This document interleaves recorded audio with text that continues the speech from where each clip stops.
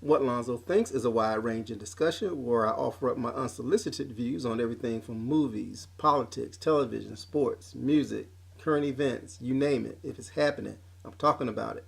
Unsolicited, but I talk about it anyway. All right, next on my list of Prince reviews is the Symbol album, the Love Symbol album. It's his 14th release, released on October 13th, 1992. And what I'm doing is a retrospective review of every Prince studio album from the beginning to, sadly, the end. Now, the Love Symbol album actually would become his name. As you well know, he changed his name to that symbol, and the people in the media started referring to him as the artist formerly known as Prince. But damn it, I kept calling him Prince. His daddy named him Prince, then I'm going to call him Prince. It's not like I knew the guy anyway. It's not like I'm gonna have somebody beat me up or whatever. I guess the media had to call him by that symbol, but I didn't. Anyways, this LP was titled the Love Symbol LP. So, anyways, it followed up Diamonds and Pearls. Actually, Diamonds and Pearls was Prince's best-selling release since Purple Rain, believe it or not. But to me, it was a very disappointing release. As I said in my previous review, there are a few songs on there that I really enjoy and listen to, but the rest of it is just filler of bad stuff. And it was just his attempt, in my opinion, to stay relevant. He needed a hit. He wanted a hit, and damn it, he got a hit. And I think he sold out a little bit by doing some safe, well, what I call safe music, very safe music. A lot of poppy type ballads like Cream and Diamonds and Pearls, and just it was just syrupy. The whole album just is like honey was just like dripping from it. It just wasn't the kind of Prince release that I was used to. Therefore, it's not one of my go-to Prince releases. So obviously, I looked at the Love Symbol release with great anticipation, hoping that he would return to his roots of the edgy, jaw-breaking music that he had been producing previously, because a Prince on the edge is a good Prince. So I wanted him back on the edge. So I was definitely looking forward to it. So like I said, October 13th, 1992 came. And of course, you know where I was. I was at Sound Warehouse in San Antonio, Texas. Bright and early. One of the first people there. I picked it up, popped it in, and boom, off we went. All right. The first track on the LP is My Name is Prince. And actually, it was the first single released as well. Now, I'm kind of ambivalent about this song because I actually like the song. I like the tone of it. I like what he's talking about. I like that he's embracing, his persona in a way, and really, proclaiming himself as the Prince of popular music. And the song is really a good song. I mean, it's a rap tinged song, and I was always ambivalent about his forays into hip hop or rap, because I always kind of harken back to the Black Album and him being critical of hip hop and rappers and Dead on It. So him embracing rap really always rubbed me the wrong way, because it is kind of a hypocritical thing to do. Hip hop is a great form of music, and I'm sure he learned that and he respected it, and to the point where he felt like he was comfortable in delving into that genre as well. So in that regard, bravo. But the thing about this song that really bothers me is the inclusion of Tony M, the rapper who couldn't rap. And I've said it before and I'll say it again. I absolutely despise this motherfucker. And if I ever see him in person, I'm going to swing on him. I'm telling you now. So Tony, if you're listening, just be ready to knuckle up, because we're going to go at it. I don't know why I want to hit you, but I just want to punch you in your fucking mouth. I just do. Because I thought you were, I know, and it's not think, I know, you were a terrible hip-hop artist. Terrible. And you had no business trying to rap on Prince's album. And I always wondered, why couldn't Prince get a rapper who was actually good at rapping? I mean, he's Prince. I'm sure he could have just picked up the phone and said, hey, Nas or somebody, Jay-Z or whomever it was that was doing it at that time. Come on, ride with me and let's do a song. I'm sure they probably would have said, yeah, come on, let's do it. I mean, you're Prince.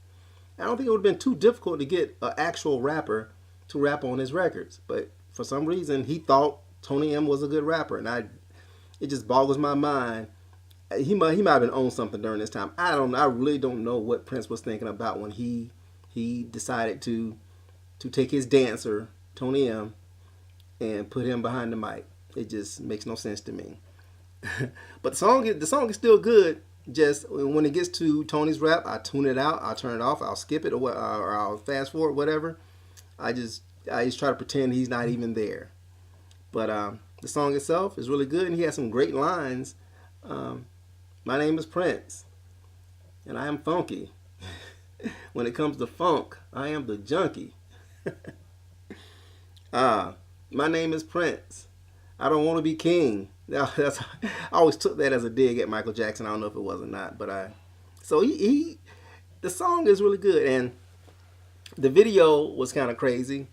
And the thing that kind of detracted from this song, for one, the song is overproduced big time. Just way too much going on in the song.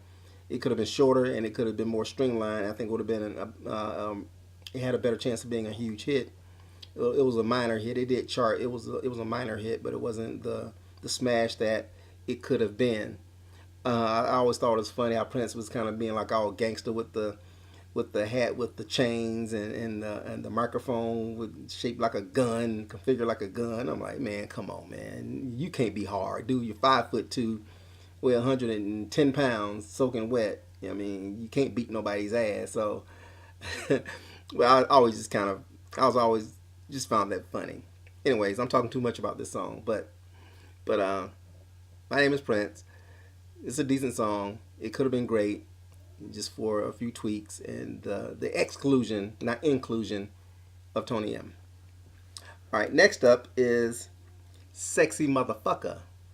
Now, Sexy Motherfucker is one of Prince's most popular songs. Obviously, it's hard to play something like this on the radio, so it wasn't real radio friendly, but it's a great song with a jazzy feel to it. They got those horns and a great hook. You sexy motherfucker.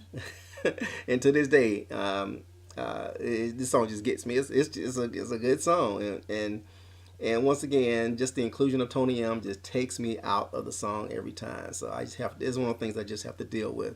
And the video was pretty decent as well. Love to the Nines. This song could have been on the Diamonds and Pearls album. If you ask me, it's real, syrupy and popish and safe. It's a good song. It's a really good song. It just the syrupy Prince really just didn't get me. Where it the nasty slow jam Prince. The older syrupy adult contemporary Prince just wasn't working for me.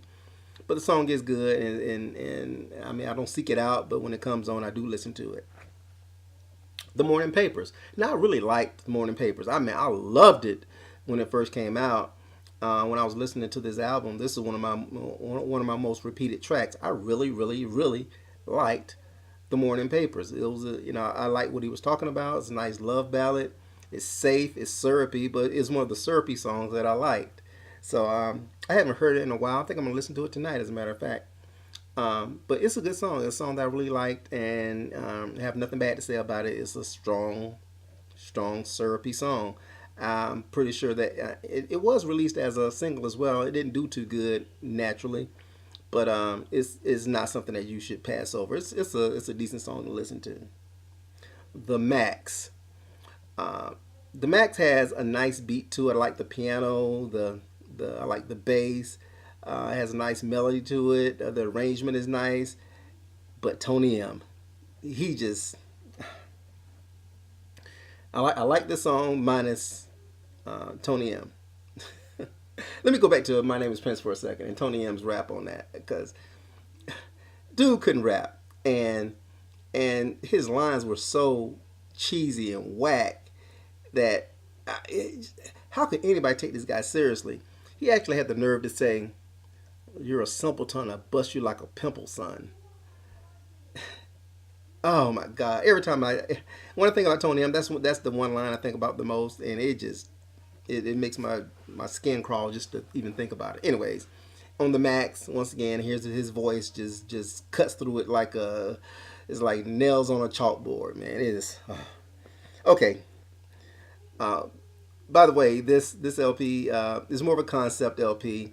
It's built around the whole thing that I'll talk about a little bit later, but it does have segues in between the songs, which are kind of unnecessary, but skip over those if you can, or whatever. Go use the bathroom or whatever.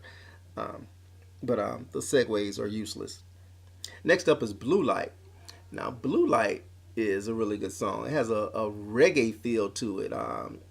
It's a really different type of a Prince song, and it's a great song. It has like one of the greatest Prince lines, um, I think, that he's ever written. At least to me, one of my favorite um, lyrics. Uh, it's easy to see us on the cover of a magazine. Double heart attack because we both died in a fight. I love that. I love that. And the best thing about this song is Tony M is not on it. But Blue Light is really good. It's a song that should not be passed up. It was not released as a single, I don't think. But he did a video for it, of course. I think he did videos for all his songs. But anyways, it's a really good song. It's a fun song. It has a reggae tinge to it. It's just a song that's fun to listen to. I still and usually if I listen to it once, I gotta play it back and listen to it twice. I Want to Melt with You. This has a feel of a song that I don't know this for sure, that he probably may have recorded many years ago. Maybe like during it sounded like it could have been on the 1999 album or something that was conceived around that time. It just has that feel to it to me. I might be wrong, but I Want to Melt with You is it's a passable song. It's there's nothing wrong with it at all. It has a nice feel to it, a nice beat to it, and there's nothing wrong with it. Don't skip it. It's a good song. Sweet Baby. Okay, now we get back to the syrupy Prince. It's Sweet Baby, and I really don't like this song. I don't listen to it too much. I really can't say too much about it because I've never paid attention to it. After the first time I heard it, it's not a song that really caught me. It's not a bad song. It just didn't appeal to me. The Continental. Um, uh, I really don't. I can't even describe the Continental other than the fact that it's it's it's it's a kinetic song, but it's just filler. It's just there. I mean, it really doesn't do much for me, and I don't. Sometimes I skip it. Sometimes I don't. It's the instrumentation is good. I'll say that much about it, but there's nothing special about the Continental. Damn You. Now, Damn You has a big band feel to it. It's a ballad, of course. It's a love song, and like I said, it has a big band feel to it, like a jazzy type of a groove to it. And I think the video was in that type of a setting as well. So it's a good song. It's a nice, fun, laid back type of song. That this song is a song that really could have been included on the Diamonds and Pearls LP as well. Just has that kind of a vibe to it. It may have been done during those sessions, and he just held it out for a later LP, and it turned up on the Love Symbol LP. Next up is Arrogance. Now, Arrogance is a jazzy cut, and it could have been a song that was for the Rainbow Children or Expectation or a Madhouse cut. It has a great jazzy arrangement vibe to it. It's a really fun song to listen to as well. I like the jazzy Prince. When Prince forays into jazz, he is really in his zone. He could have been if he was just focused on jazz, he would have been a magnificent jazz artist. And I like that he had that diversity in his music. And when he did let his jazz side come out, 9 times out of 10, it was a success. And Arrogance is a strong jazzy cut that I do recommend. Next up is The Flow. Now, The Flow flows well from Arrogance. That's about the best thing I say about it. It's a jazzy rap tune, and Tony M is on it. Enough said. 7. Now, 7 is probably, of all the songs on this LP, the one that is most replayable for me. I really like the concept behind 7. It's a strong song. The video was great. It was a top 10 hit. So I think it was the biggest hit from this particular LP. it really stood up well, and it stands up well to this day. And there's an interesting story behind Seven for me that really makes it stand out for me, and I really remember it a lot because of this instance. Um, Actually, when this LP came out, I started dating a female that of course I came to love and had a very strong relationship with. We were actually together for like 4 years. We lived together. Actually got engaged and everything. So I had a very strong relationship with her. Anyways, it was the night of our first date, and I was going to pick her up. And I was driving on I-35 in San Antonio to go pick her up, and I was so nervous. Um, I mean, I was like really anticipating the date, and I was nervous. I wanted to work well. I wanted the date to go well because I really was attracted to this girl. Really liked her. So, I remember when I got off the interstate to make the way to her home, I stopped at a convenience store. It was a stop and go. It was a chain of convenience stores in San Antonio called Stop and Go. So I pull in there and like trying to calm myself down a little bit and everything, get my swag together and get my cool face on. So I put on Seven and I listened to Seven to kind of get my juices flowing, get my nerve up to go pick this girl up and go out on this date. And every time I hear Seven, I think about that night that I'm sitting there like a jerk in this parking lot, trying to get my nerve up to go pick this girl up. I mean, come on, I was a grown man. I've dated, several women by that time, and it was kind of cute that I still get the butterflies in my stomach, in anticipation of a date. And the date went well, by the way, obviously, because we wound up staying together for many years, and we maintained a friendship many years after that. So it went well. So obviously, I kind of attribute PRiNCE and Seven to calming me down to, help me out on my date. Next up is "And God Created Woman." I can live or die without this song. It doesn't matter. I mean, it's a decent song. Nothing wrong with it at all.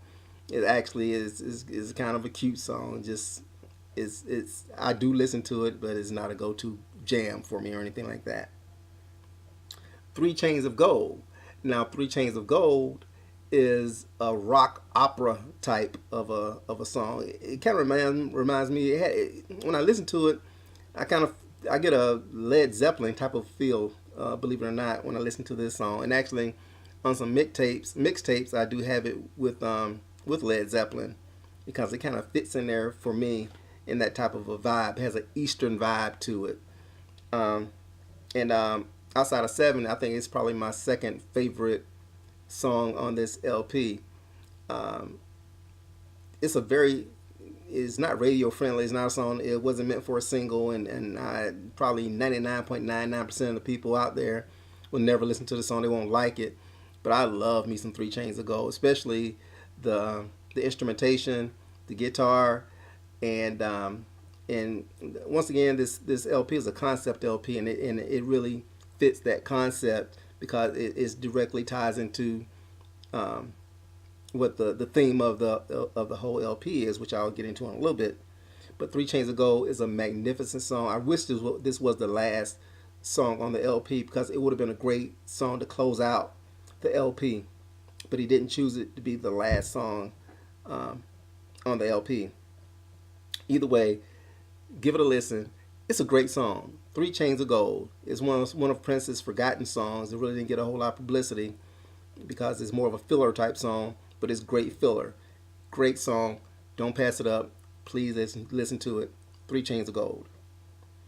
And there's another segue. And then finally, the last cut is The Sacrifice of Victor.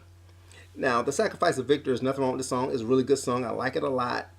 But I think that it's in the wrong place on this LP. And like I said before, I think Three Chains of Gold should have been the song that closed out the LP. Sacrifice of Victor really could have went anywhere else. Maybe even before Three Chains of Gold. I think he could just flip-flopped them a little bit, and the flow of the LP would have been just a little bit better. I understand why he had Three Chains of Gold follow up and God Created Woman, but I just don't think the Sacrifice of Victor is the right song to close out the LP. But once again, it does tie into the whole concept of the LP. It's a good song, nothing wrong with it. It's just misplaced. So that does it for the Love Symbol. 18 tracks, and like I said before, this was truly a concept LP. It has a lot of Eastern flavor behind it. He did release a film straight on home video called Three Chains of Gold, which kind of builds out the story behind this concept.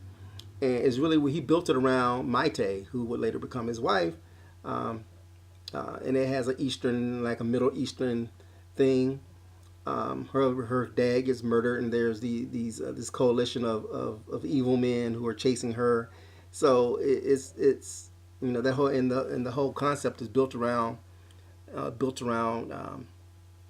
that premise or that plot of this concept of spirituality, of life and death, and forgiveness. So it's it really didn't attract the audience that he wanted it to attract, because it was kind of convoluted. And I think at this time when this LP was released, it was during a time where grunge was really hot and hip hop had really taken over. I think it was just the wrong time to release something that was just so ambitious that people outside of your core audience were not going to really care about. Because it's the early '90s. We're coming into a different era, a different age. There's different listeners now, and there's more things out there to distract us. It wasn't not quite the internet age yet, but accessibility to other things was really starting to take hold, and this LP is something that really needed an attention span, and I think it was just kind of a victim of the times, if nothing else. Plus, this was during a time where Prince was becoming more and more, more the butt of more jokes, for lack of a better term, because obviously the previous LP, the Get Off performance at the MTV Music Awards, when they had the pants with no ass, it really made him a laughingstock in a lot of circles. And I think a lot of people started to lose their respect for Prince because he was pandering in the during the whole Diamonds and Pearls era, and he was pandering a little bit more here. Not so much, but he was pandering on this album as well. And it was just painfully obvious. And also the forays into hip hop with Tony M really hurt this LP. I think this album would have a whole lot more respect than it does were it not for Tony M. And I can go on for days and days and weeks in regards to Tony M and how he really, really waters down this portion of Prince's career. I mean, I really can't. There's no other way about it. The guy was awful. He couldn't rap, and it really hurt the music. And it really pisses me off when I think about it, because there's so much great content in Prince's catalog, and to have that guy involved and really bastardizing his music, it really, really ticks me off. It really ticks me off, because there's some great songs that really could have been greater were it not for him. And I hope that I'm assuming that they were friends, and that Prince he must have really liked Tony M to give him that kind of sway over his music, because he didn't give the Revolution, he didn't give that great band, one of the best backing bands ever, that kind of access. And you get this guy who has no appreciable hip hop talent, verses and verses and verses on multiple records. I mean, if it was just one, I can live with it. I mean, you cut T.C. Ellis loose, who was just as bad. Why not cut Tony loose too? I don't get it. And I'm sure Tony's probably the nicest guy in the world. If I ever meet him, I'm gonna punch him in the mouth. But after we finish fighting, maybe after I get out of jail or out of the hospital, maybe he and I can sit down and have a beer, and he can tell me what it was that he did to Prince to make him like him so much to put him on his records. And I've seen Tony lately on interviews and everything since Prince has passed away, and he's all fat now and everything. So I know he probably would beat my ass now, because he's got the reach and the weight advantage over me. But I think I'll get the first punch in because he won't be expecting it unless he's listening to this and know he has a fight coming. So I'll definitely get the first punch in. And I'm no slouch. I mean, I'll handle myself. And, I'm not saying he's gonna beat my ass, but I could probably take him. I don't know. Anyways, hopefully one day we'll find that out. Maybe pay-per-view it or something. Put it, I don't know, take it to the ring or something, or the octagon. I don't know. But Tony M, you got to fight. You got a fight coming. If you ever meet, I'm telling you now, I'm 100% serious about it. If I ever meet you in person, I'm swinging on you. We can sit down after that and have a beer or talk about it and chop it up. But I'm swinging on you, son.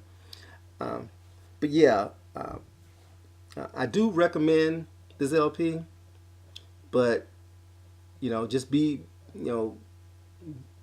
buyer beware, be aware, be warned that Tony M is heavily featured on some songs, and it really detracts from what really could have been a great LP. I don't listen to it as much as I would like to, for that very reason. I need to stop harping on Tony, and maybe I should praise the guy because, maybe it was his lifelong dream to work with PRiNCE or something. He achieved that dream. But that's something I would have loved to have done. I think Tony was like one of the dancers way back from Purple Rain, if I'm not mistaken. So I'm sure he had been around for a while. And like I say, he may have been the greatest guy ever. He might be a great friend, and maybe their families were friends, and his mama might have made a kick-ass sweet potato pie that PRiNCE loved, and I don't know. So in one respect, I feel kind of bad talking about Tony in that way because I don't know the guy. I never met him. I've seen him in a couple of interviews, but he seemed like a really nice guy. But damn it, the son, you couldn't rap. So that just okay. I'm rambling here. So all in all, I do recommend it with that disclaimer of Tony M. And it's not a bad LP. It's really not a bad LP. The go-to songs are 7, of course, 3 Chains of Gold, Blue Light, Sexy Motherfucker, the first part of My Name is PRiNCE before Tony starts rapping, Arrogance, The Max before Tony, The Morning Papers. So it's a lot to like. There's a lot to love on this LP. So give it a shot. That's my thought. What do you think? Hit me up. Let me know. Comment below. Please subscribe. Give me your thoughts. PRiNCE fans out there, y'all been hitting me up. I try to give you as much content as I can. I'm very busy, so I do as many of these as I can. But I'm going to get through them all. Please keep up with the comments. I do appreciate all the feedback. It's really great to know that there are so many PRiNCE fans out there. I've made a lot of new friends by doing this, and who have the same type of reverence for PRiNCE that I do. It's not idol worship or anything. It's not obsession. We just love the dude's music. So I really appreciate all the feedback. All my Patreon supporters, thank you so much. I really appreciate it. And I don't, like I've said before, I don't care if it's a penny or if it's $1,000. Anything that you donate, I really appreciate it. It means a lot to me. So please keep it up as well. Hit me up on Twitter at WhatLonzoThinks. Email whatlonzothinks@gmail.com. I'm on Facebook. Hit me up. Keep the thoughts coming in. Subscribe. Pass it along. And I'll be back. Once again, it's the Love Symbol LP. Cop it if you don't have it. Listen to it. It's not top notch, but it's not a terrible LP. Give it a listen. Let me know what you think, because this is what Lonzo thinks. Bye.